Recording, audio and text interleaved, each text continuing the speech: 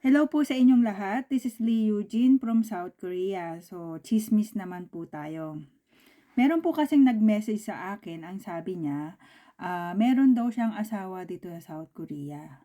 Pagkatapos, yung asawa niya dating EPS, ngayon TNT na. Meron po silang anak. Pagkatapos, yung TNT, meron po siyang babae dito sa South Korea. Meron po siyang kinakasama. Yung kinakasama po niya dito sa South Korea, Korean citizen na. Kaya lang, so sa madaling sabi, kabit po yung girlfriend niya dito sa South Korea. Kaya lang, itong si kabit po, masyado pong matapang. Parang feeling niya siya yung legal wife. So, mine-message po niya yung legal wife sa Pilipinas, ah, parang naghahamon or kaya naman matapang, siya pa yung matapang. Kaya lang yung legal wife sa Pilipinas, hinahayaan lang. So ngayon nanghingi po siya ng advice. Ang sabi po niya kasi, yung asawa daw po niya, gusto daw pong kumalas na dun sa babae, kaya lang hindi daw po makakalas yung asawa niya dun sa babae dahil tinatakot daw po siya. So sabi ko, anong pananakot ang sinasabi? Ang sabi, ipapahuli daw siya sa immigration kaya hindi daw po makakalas yung asawa niyang TNT. Kaya itong legal wife, hinahayaan na lang yung asawa niya tsaka yung kabit niya. Medyo medyo napangisi naman ako dun sa kwento niya. So, sa tingin niyo sir, sa tingin niyo mga ma'am at sir, sa tingin niyo ba na hindi talaga makakalas yung TNT or talagang ayaw lang niyang kumalas?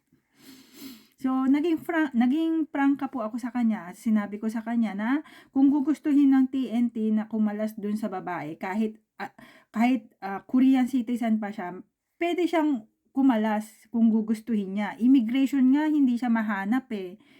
Yan pa kayang Korean citizen. So parang gano'n na yung immigration niya hanggang ngayon hindi siya mahanap, hindi siya mahuli-huli. Tapos yung Korean citizen mahuhuli siya kapag tumakas siya. So sa mga TNT na ganyan, kung hindi kayo makakalas dahil sa girlfriend ninyo is Korean citizen, hindi po yan yung totoong reason niyan. Gusto po niya yon, ayaw niyang kumalas talaga. Kasi kung gugustuhin ng TNT, pwede naman niyang iwanan yan eh. Anong gagawin niya? Kung nandito siya sa Gyeonggi-do, pumunta siya sa Jeju-do. Ewan ko na lang kung mahanap pa siya ng Koreana, 'di ba? Umalis siya diyan tapos lumipat siya sa malayong lugar na hindi alam ng Koreana. Korean citizen, naturalized Korean citizen. Pilipina din po yung kanyang kabit dito sa South Korea. Umalis siya, iwanan niya yung babae, tapos wag niya sabihin kung nasan siya. Tapos wag na niya sabihin sa mga kakilala niya kung nasan siya. Wag niya ipapaalam kung nasan siya. Ewan ko na lang kung mahanap pa siya. So, kahit na gusto pa siyang ipahuli ng Koreana, ng Pilipina na kabit niya, kung hindi alam kung nasaan siya, hindi po siya mahuhuli. Tapos ang sabi pa sa akin, ay baka daw po kasi ma-detect dahil yung cellphone number is nakapangalan dun sa kabit. So, anong dapat mong gawin? Siyempre, sabi ko sa kanya, di i-dispose niya yung number niya, wag niyang gamitin yung number niya, napakadali po talaga. Sobrang dali ng problema nila, hindi ko alam kung bakit pinapahirap po nila.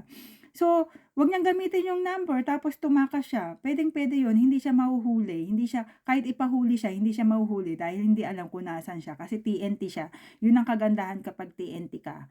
Pero kapag meron kang visa, Korean citizen ka, malalaman kung nasaan ka by law, 'di ba?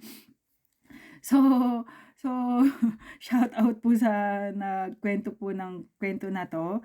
So maa-advice ko lang po sa mga wife sa Pilipinas, kapag ganyan po yung asawa ninyo, wag po kayong basta-basta maniwala. Kasi dito sa South Korea, immigration tsaka pulis hindi nga po sila mahanap kasi TNT sila. So hindi po totoo yung gano'ng reason na dahil natatakot yung lalaki na baka ipahuli siya, pauwiin siya ng Pilipinas. Hindi po totoo yun, imposible or pupuwede niyang gawan ng paraan. So ang sabi ko sa kanya, kung gusto may paraan, kung ayaw maraming dahilan.